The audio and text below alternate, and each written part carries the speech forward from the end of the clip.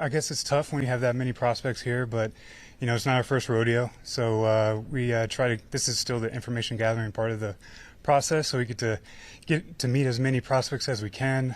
We have our 60 interviews that we do here. We have some informals that our coaches are a part of. So it's a part of just gathering as much information as we can right now. Ryan Poles has really stressed figuring out the human being when it comes to all these draft prospects. You get those 15 minutes to sit down with them face to face. What kind of questions do you ask them to try to glean as much information initially? Yeah, it's tough to do in 15 minutes, as we both know, but I think one of the first things that we do is our scouts come in and they'll ask a couple questions just to follow up some information that we may not have gotten at the school or all-star games, and then our coaches really take the reins from there and try to get to know them on a personal level, how they would teach in the classroom, their coaching style, to see about their football intelligence, their aptitude, those sorts of things. And then if we have extra questions or need to follow up on some things, we'll bring them into Chicago. I know last year, what did you guys have them do? Darts or putting to kind of loosen the mood? Same thing? Okay. Yeah, we're creatures of habit, so we're doing the same thing. And you found that really kind of allowed them to open up? It does. It really is an icebreaker for all of us. The room is packed, so as you can imagine, being a 20 to 23-year-old, you're walking into a room full of a lot of people. You want an icebreaker to start it off, and Flus does a really good job with the putting, so those guys love it. Well, you guys do have the #1 overall pick, and everyone, of course, wants to know what you're going to do with that. This is a huge quarterback draft class. What's your analysis of that position as a whole? Yeah, it's a really good class. We're still, like I said, we're in the information part of gathering part of the process right now. We're going to get a chance to meet some of those guys here, get a chance to see some of those guys throw here.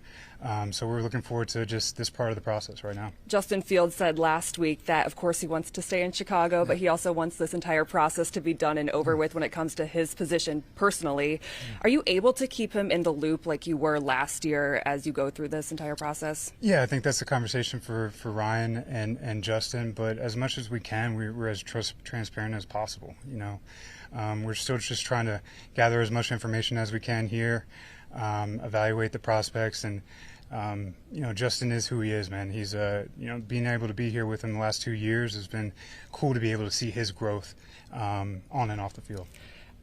How much does free agency and the timing of that dictate the timeline of the pick and what decision you guys decide to make? Yeah, I think the good thing is it's the same time of year every single year, so we kind of know that going into it. But I think we're going to continue to make as many decisions as we can, be diligent in our process, and we'll see what we do in a couple weeks. There's a lot of people that say, how in the world do you go back-to-back years holding that #1 overall pick, and how do you deal with the stress of knowing just that the weight that comes with that pick? How do you guys simplify that so you know that what decision you're making is the right decision? Yeah.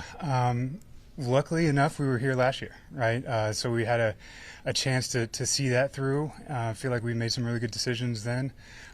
Similar process here, just in terms of trying to make the best decisions for us, for our team now, and moving forward. Over the past 3 years and your other stops, what have you found being the most important thing as you go through this entire process? Is it keeping what you believe in your heart of hearts to be the right thing, or do you have to be flexible? You do have to be flexible.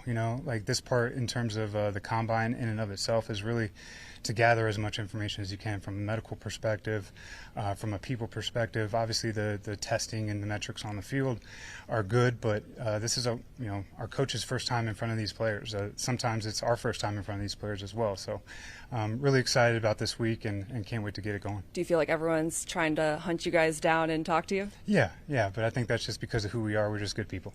Of course. Thanks, Ian. I appreciate it. Thanks.